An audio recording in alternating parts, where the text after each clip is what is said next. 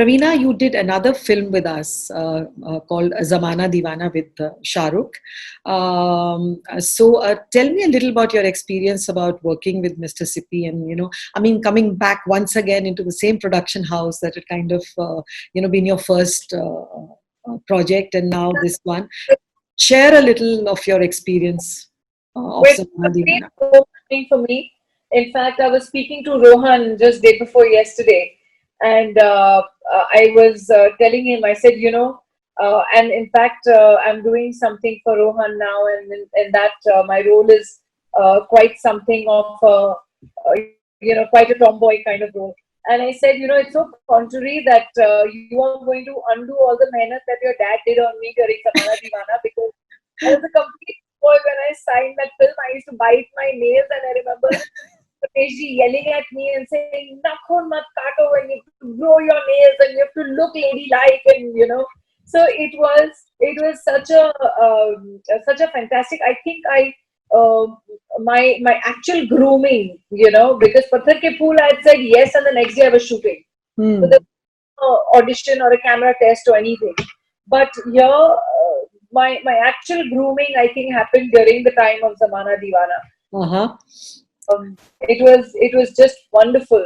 I So he how is it feeling now working with Rohan? I mean, there you are, now another generation, but you're back. This is the third time you're back with us, and now you're working with Rohan. So it must be a great feeling, I mean, to be connected. we are going to undo all the mehnat that dad did. Because he's Okay. and he's Um, like, I'm going to undo.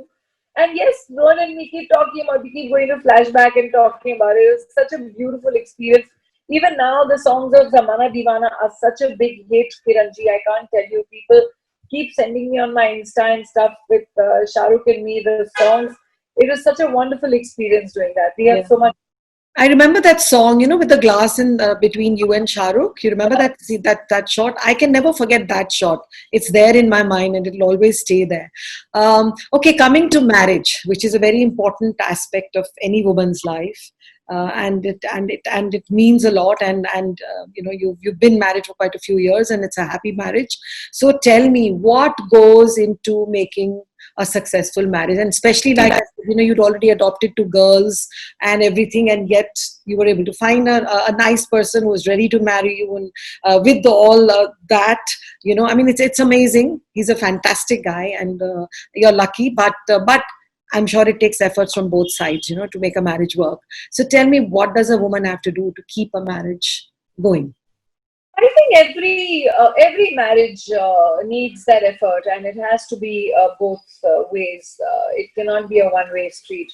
I was lucky that I found Anil. I always used to tell people, even in my interviews, I say I want to marry a man who's honest and kind, and someone whom I can trust. For me, honesty is a very, very big thing. If a man is not honest to me, my relationship will just not work. Hmm. Uh, and I cannot settle for just being that, oh, if money is my priority or being a Mrs. Someone is my priority. That's not. I want a true marriage. I want companionship. I want honesty. I want trust, and I want love in a marriage. And I think when I met Anil, that came across so strongly. The culture, the background, is the upbringing that he had, the honesty that came across from him. He looked like a decent guy. And I know somehow we just instantly clicked. We just dated for 2 months, and in 2 months, I think we both knew that this was it. It Yeah. almost felt as if we were brought up in the same house, because our morals, our values, the way we thought about a family life, the way we spoke about our parents, the way he looked after his parents. I Hmm. always advise everyone, if you want to know the true colors of a man, you must always see the way he looks after his mother and father. Yeah. Because Like, he looks after his mother and father the way he does, he surely will look after you till your last breath.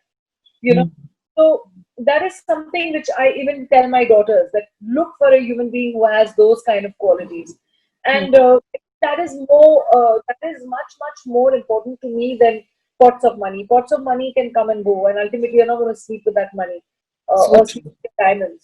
That is something that you have and you're going to keep, and you're never going to take it up with you.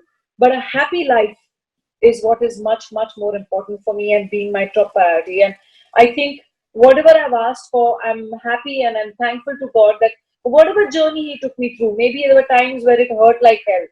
Maybe there were times where, I almost felt, oh my God, my life is over. But then whatever happened to me happened for the best.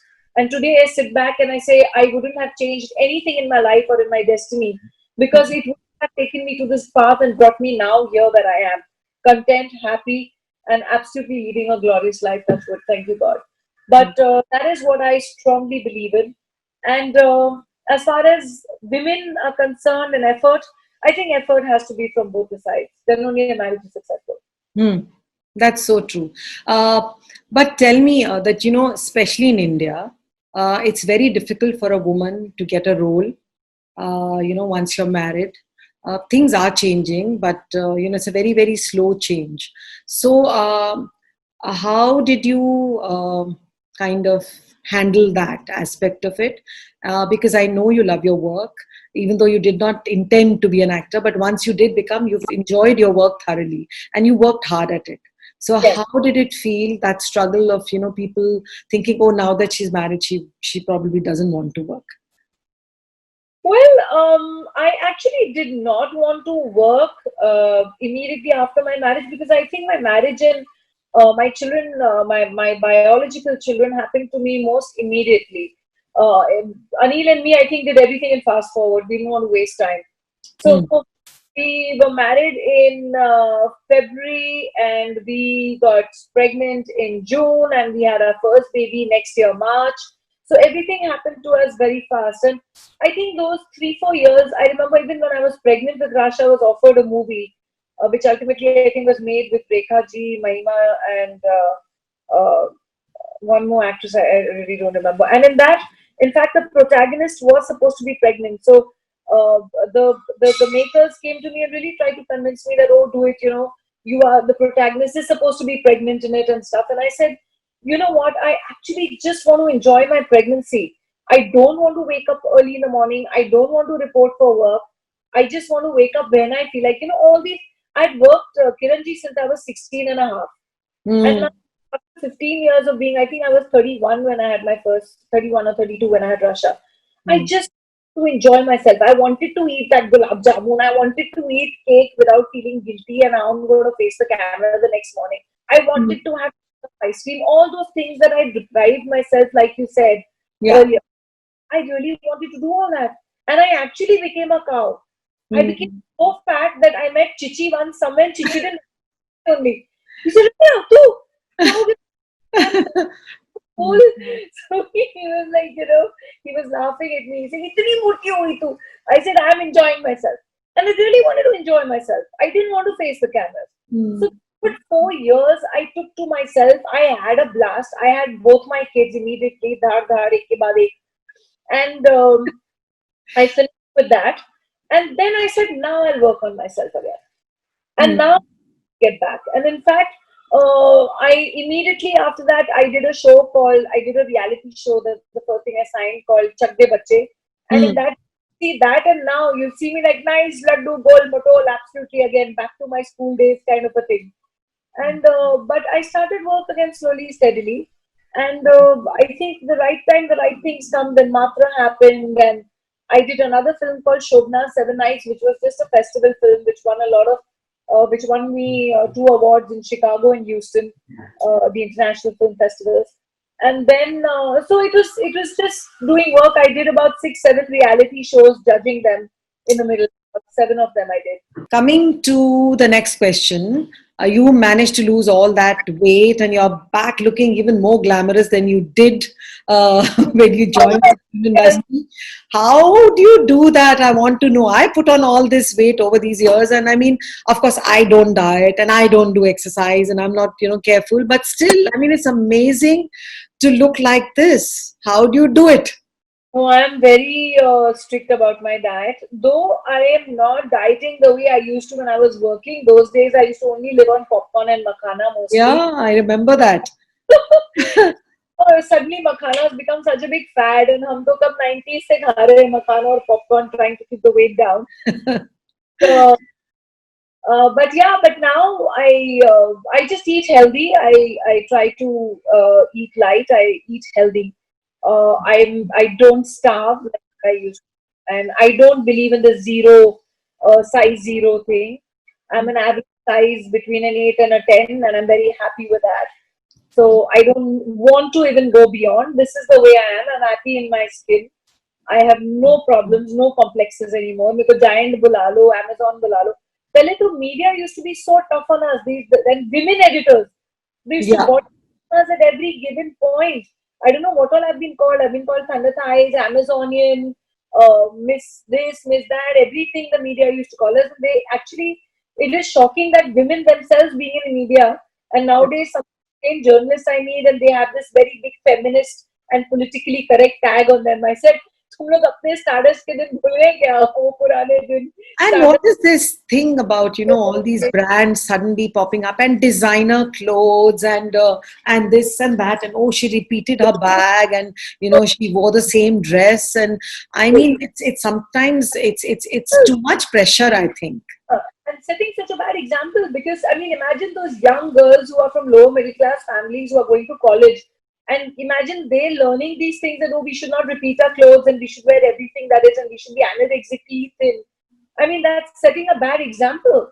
So I hope, COVID brings in these little changes in us, and I hope we've kind of learned to live a life which is minimalistic in its own way, making do with what is available, learning to be innovative, and, even food wise, clothes wise, or whatever, we're hardly wearing clothes now in the sense of hardly going out. So we're all at home, and we have to make a conscious effort of getting out of our 90s into something for the day just to feel motivated, that, okay, now it's working space. So what are all those bags and shoes? I was just laughing the other day and telling my husband, all my shoes are going to peel off because you don't wear them so long. They're all just going to peel off, literally. So I hope that, at least this is something we will learn out of. Something good comes out of everything, as we say. Bad. So what have you done? I know you again done a few things which you always do. So during COVID also you've been quite active doing, things and donations and all. So tell us a little about it, and also what kind of changes has it brought to your life? Well, I've always preferred the simpler life, and like I jokingly tell Anil that for him this COVID is a blessing because he's anyway so antisocial and doesn't like to meet people. I said, so for you, so it's your mom, your wife, your two children, and in the house, I think he's very happy. So been great talking to you. I think I got to know a lot about you, which even I didn't know, even though having been close to you at a period and been with you. Many things I learned about you today, and thank you so much, Raveena, for taking out the time from a busy schedule. I know today you were doing some rehearsal in the morning, some reading so I know you're very busy. Even in the lockdown period, you're doing rehearsals and you're just waiting for it to open up so that you can go back and start the shooting. But lovely of you to take out that time and be with us, and hope to see you soon. And thank you once again. Thank you, Kiranji.